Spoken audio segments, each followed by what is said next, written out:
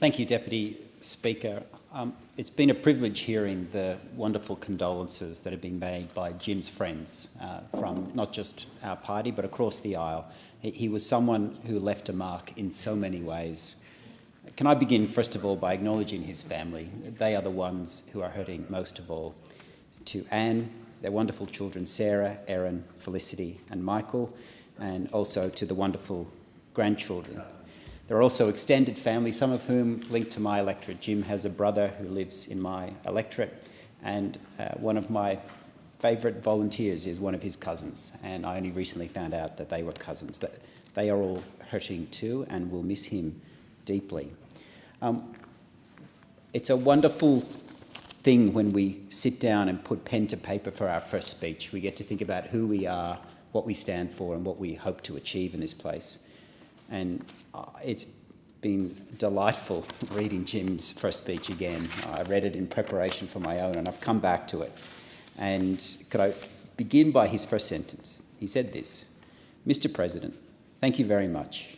Can I begin by saying that there's probably no one in this entire chamber this evening who is listening to this who is more surprised than I am that I am giving a first speech in the Australian Senate." And in those very first words, he was showing that he had no expectations to be there, because throughout his life he had never any expectations or entitlement to anything. He put his hand up to serve others in many different ways, and that included the Senate. And he fought so hard to be there. He was a fierce advocate for party democracy. And that wasn't born out of self-interest because he was popular with the membership for good reason.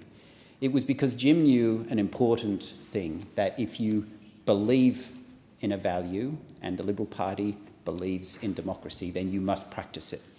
So Jim was from the old school where we practice what we preach, and if we don't practice it, then there's a real question mark about whether we believe it.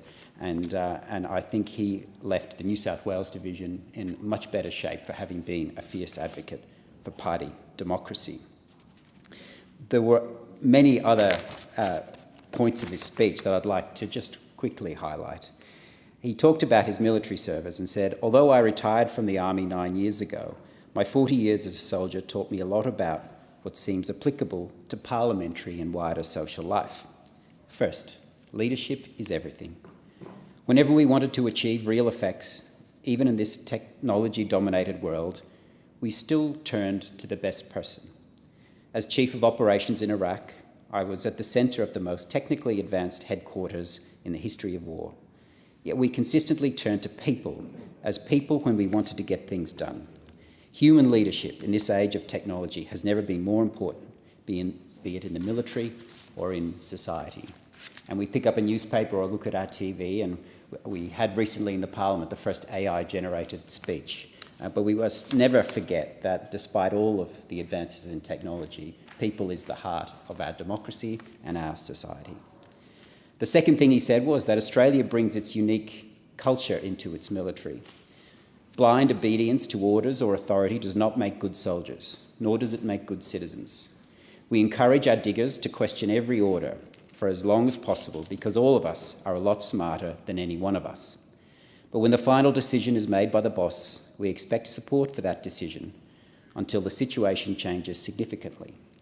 This ethos and duty, this understanding of loyalty and teamwork in a questioning environment, is something that I intend to personally carry into this House. And he concluded with this: "I need to say that the only order I ever obeyed without question was duck." And that's such an important cultural feature of our military. We have a chain of command and you obey orders on pain of 20 years in prison if it's on operations. But that doesn't mean you follow them blindly. We respect the autonomy and judgment of individuals, even within the military. Jim then focused on ethics, and that was core of who he was. He said, "Whenever I find myself in this great institution, I will work for it to be ethical. Ethics is about consistently doing the right thing, about being secretly beholden to no one, and in a political and parliamentary sense, about working for the voters who elected us. In terms of the Liberal Party, it means representing the members of my party and voters rather than disguised narrow interests." He said he is of no faction, and it is the voters that will guide him. Many others have spoken about the line he said, where if opponents don't speak against you, you are probably not standing up for enough. And he referred to some of the Google images that people might be aware of. And then finally, he concluded with this. He had a quote from Napoleon. "If you want to learn a nation's interests, go to the graves of its soldiers. Many Australian dead have been brought back to Australia, but many still lie close to where they fell. Australia's interests lie across the face of this earth. We are an international nation with worldwide interests. I've visited many battlefields and played cameo parts in some. What strikes me is the consistent performance of Australian soldiers, sailors and airmen over more than 100 years around the world. Today's soldiers are as good as, if not better than, any we have sent overseas, and much of that is due to our Australian culture and the leadership, training and equipment that accompany them. To me, they represent everything that is good about Australia because they are Australian." And he concluded with, "I dedicate my efforts in this house to them." And he said, "Thank you." So, Jim, his duty is done, and it's fitting that his final words in his first speech were that he was willing to serve others and honour their memory. So we say to Jim, thank you for your service. We will miss you. He was there.